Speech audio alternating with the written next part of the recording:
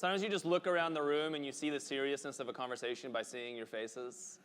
And I think for many of us, certainty was such an important part of our faith for so long. And I think certainty is still something that we all come to at times, but I don't want to talk about certainty as a thing that is like a bedrock for us. I want to think about certainty as sometimes a thing that actually gets in the way of us living fully as human beings. How many of you have heard of the Asbury Revival?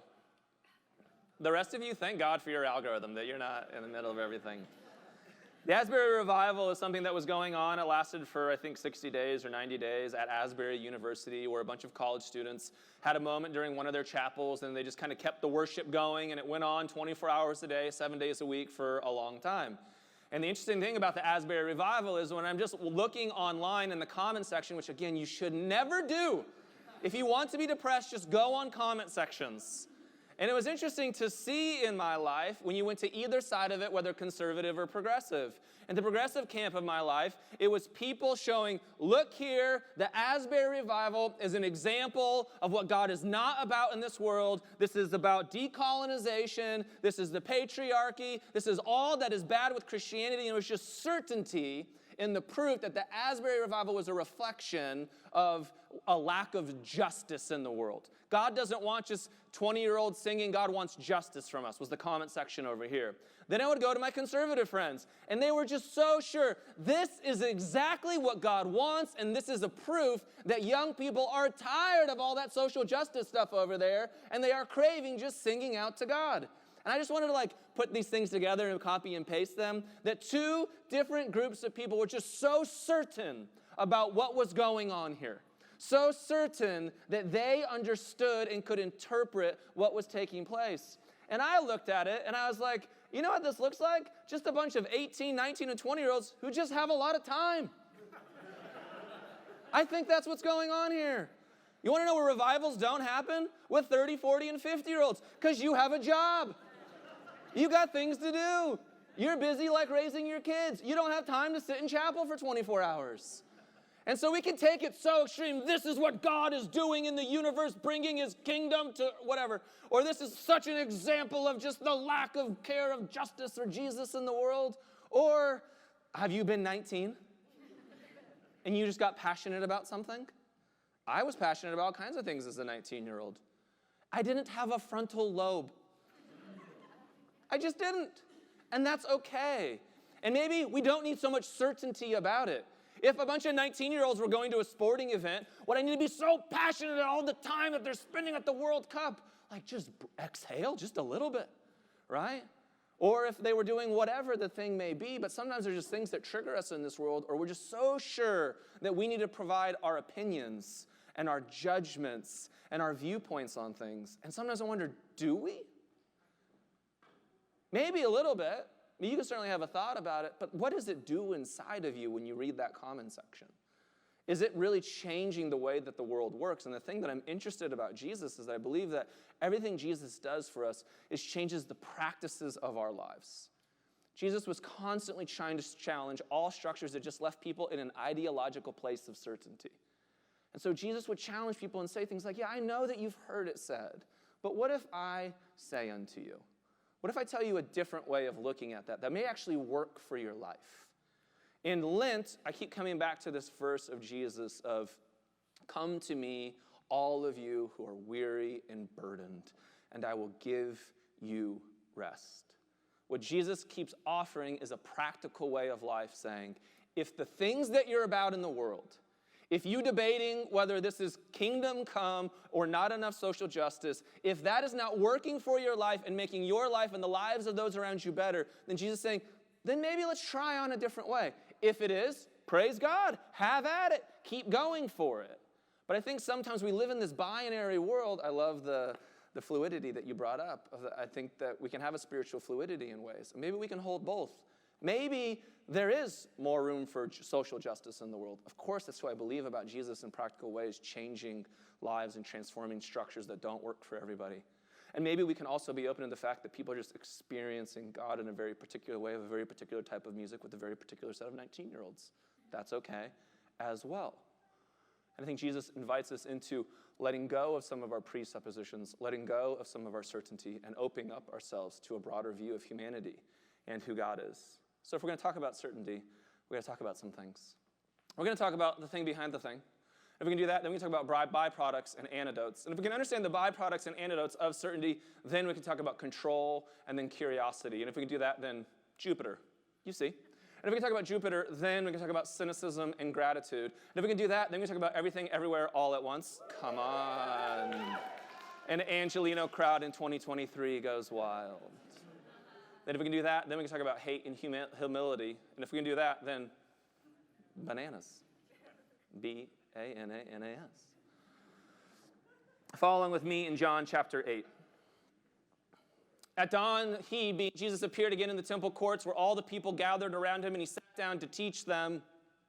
The teachers of the law and the Pharisees brought in a woman caught, that's the key word there, caught in adultery. They made her stand before the group and said to Jesus, "Teacher, this woman was caught in the act of adultery. In the law, Moses commanded us to stone such women. Now, what do you say?"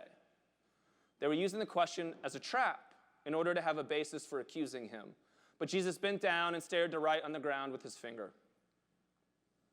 When they kept on questioning him, he straightened up and said to them, "Let any one of you who is without sin be the first to throw a stone at her." And again he stooped down and wrote on the ground. At this, those who heard began to go away, one at a time, the older ones first, until only Jesus was left with the woman still standing there. Jesus straightened up and asked her, "Woman, where are they? Has no one condemned you?" "No one, sir," she said. "Then neither do I condemn you." And Jesus declared, "Go now and leave your life of sin." Sometimes in life we have a lot of certainty about who God is, about who we are, and about who others are. And we're just so sure that we have the facts straight about those three things.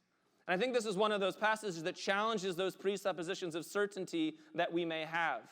Again, what Jesus does for us is always just show us the best of who God is and the best of what humanity can be.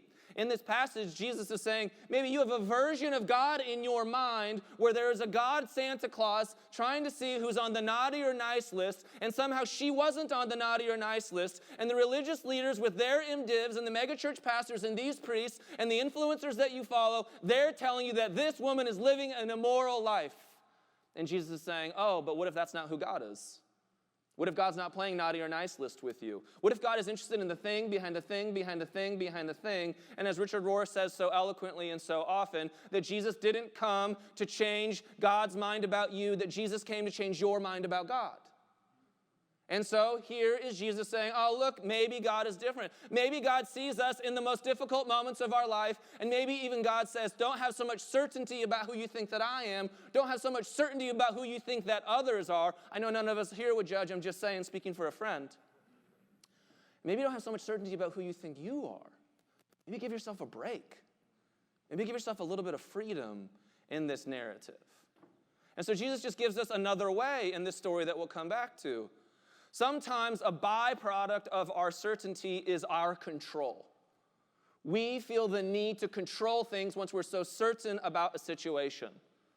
I certainly remember being a young evangelical knowing that everybody else in the world was going to hell, and I certainly wasn't because I had read Left Behind books.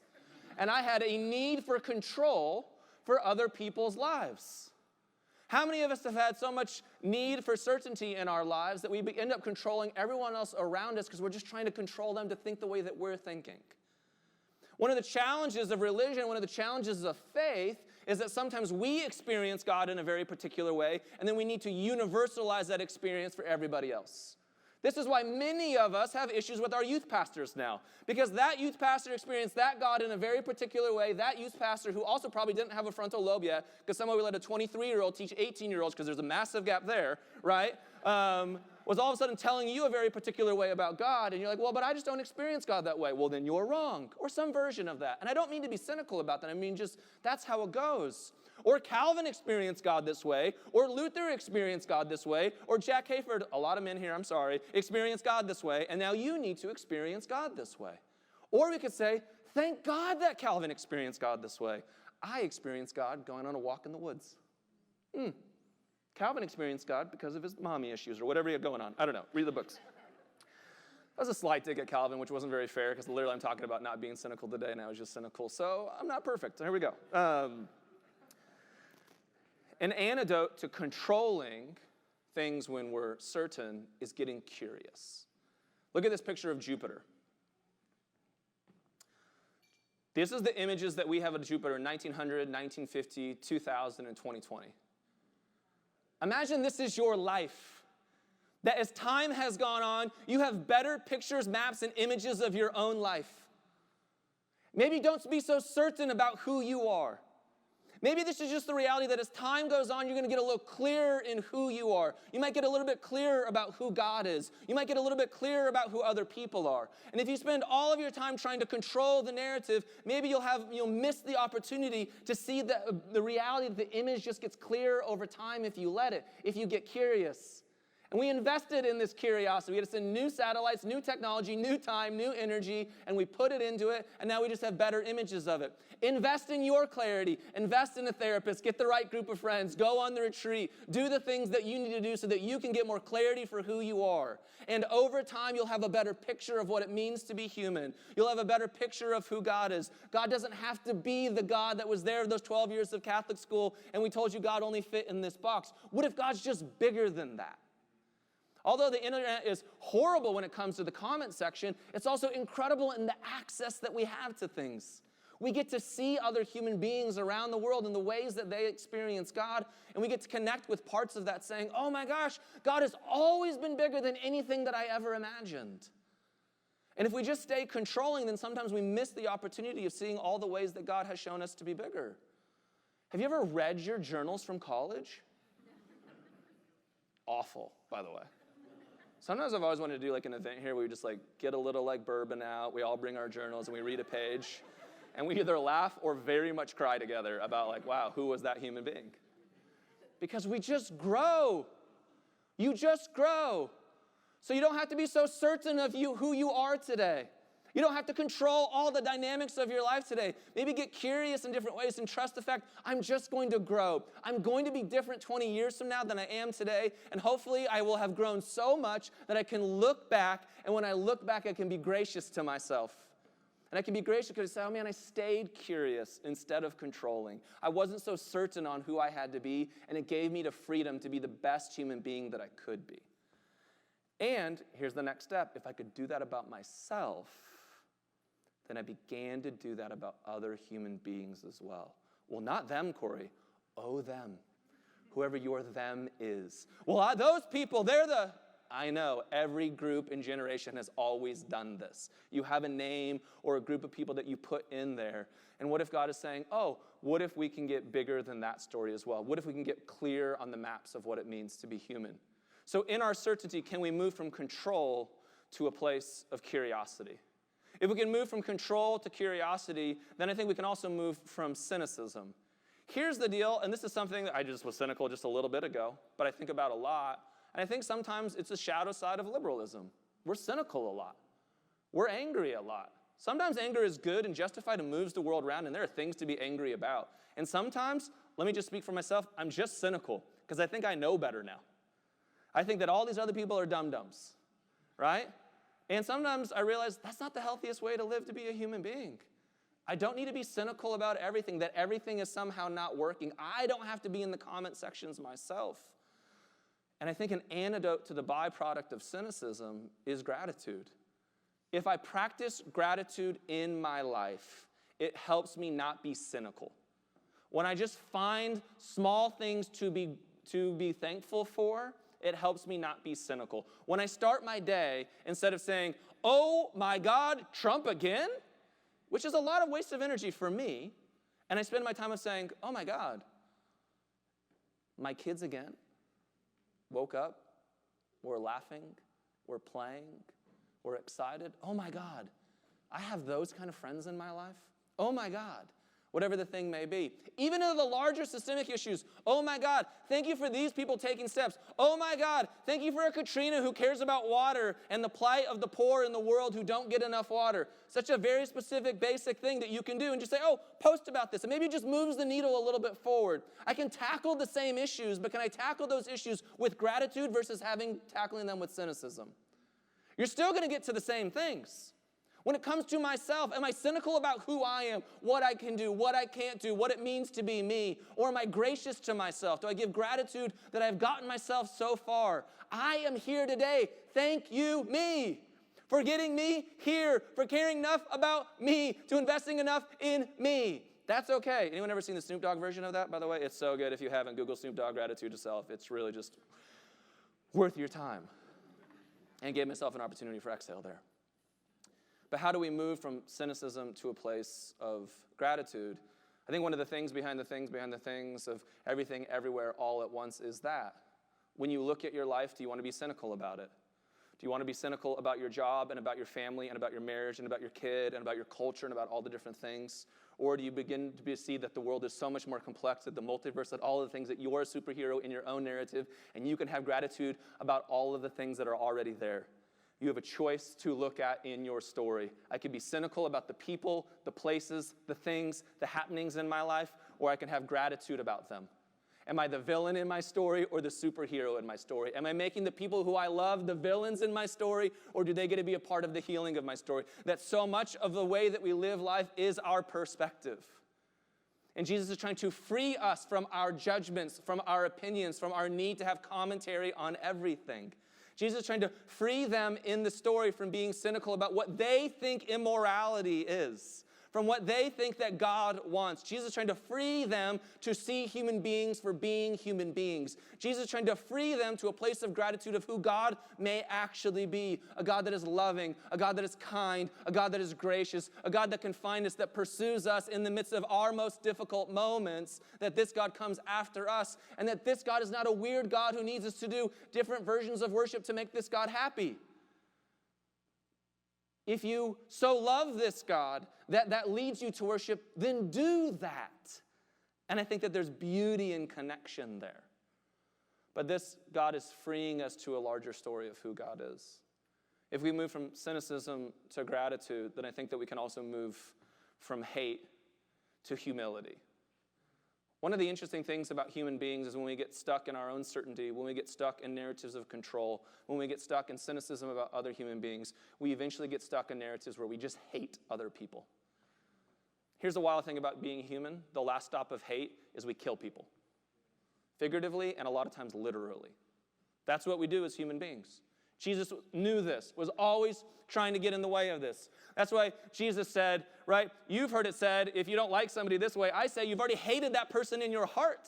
And when you hate that person in your heart, one day you might actually kill them. One day you might actually destroy them. And Jesus is trying to get in the way of that. And we do it for all kinds of different reasons. What's so fascinating about Jesus is that Jesus was practical. Jesus didn't take his followers and say, come with me into a seminary class. We're going to read some C.S. Lewis together and study Greek and Hebrew. No, Jesus says, you hate the Samaritans. Let's go to dinner at their house. Jesus says, oh, you think this person is demonically possessed and you can't even go near them because they're unclean.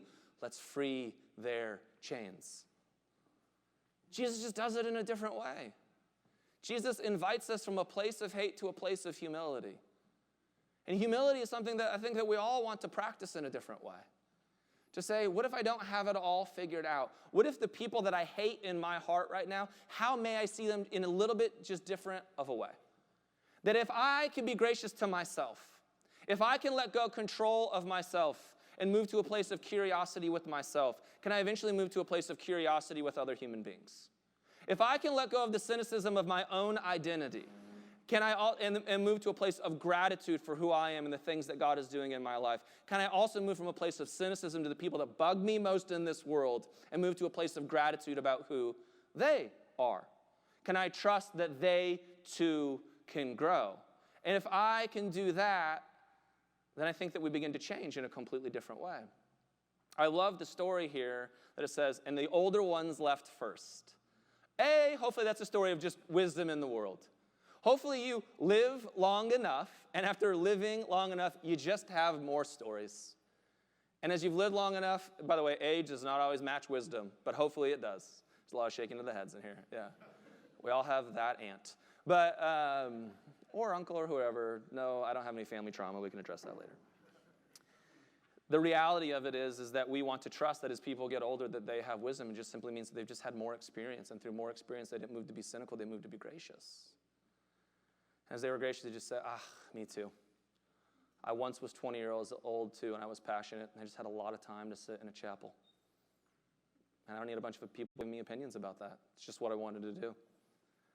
Oh, hopefully as you're gracious enough, you can be gracious enough, like, they just don't know what they don't know. And that's okay. Hopefully I'm old enough to walk beside you and care for you. Hopefully I'm old enough and mature enough that when somebody points it out, I'm the one who puts the stone down first. Because I've lived through enough circumstances in life where other people picked the stone up against me, and when they grew and when they matured, they put the stone down. And that was what changed my life. Or maybe you've been in circumstances where they threw the stone, and it hurt. And I don't want to live there. That's the beauty of this story, is that Jesus is inviting all of us in a different way into it. And so I know you've all been asking yourself, bananas. Byron Katie has this beautiful story. If you know who Byron Katie is, great. If you don't know who Byron Katie is, you can Google her. She's on Oprah a lot. She's written a lot of wonderful things. But she says this, picture a banana. You all did. Isn't that amazing?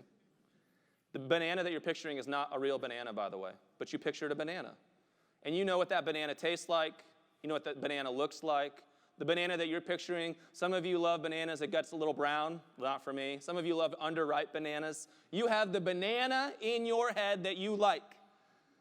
Now, when you see a banana on a table, you have already assumed what that banana is going to taste like. You've never had that banana before, by the way.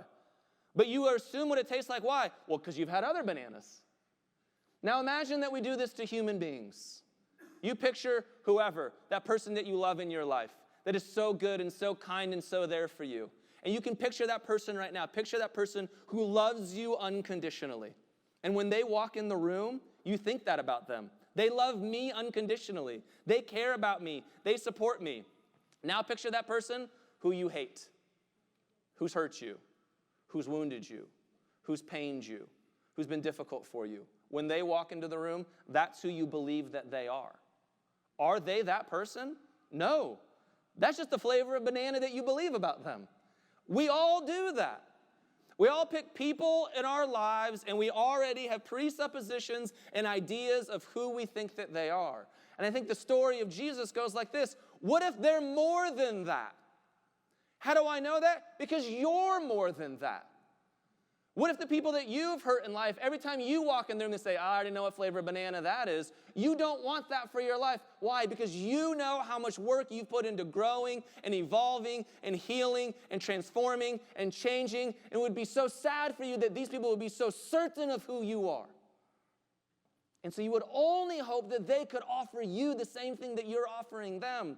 And that is so easy to talk about with people that are neutral in our lives, but those that we hate, those that have hurt us, oh, I know who they are. I know what they've done. And this is the story of saying, maybe just a little bit of curiosity. Maybe let's just move towards an ounce of gratitude. Maybe we just should move towards an ounce of humility. And maybe a little bit by little bit, that view of that person will change. And that will free you to live into this world. That will free you to be a different kind of person. That will free up some real estate in your mind. That Jesus does this so that we have a better understanding of what it means for us to be human.